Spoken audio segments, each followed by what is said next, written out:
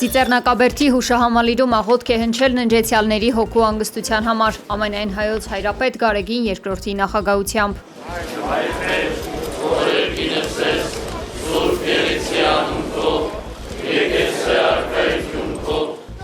Գարեգին Բ-ն նաև ուղերձ է հղել հայոց ցեղասպանության տարելիցի կապակցությամբ։ Սրբոց նահատակած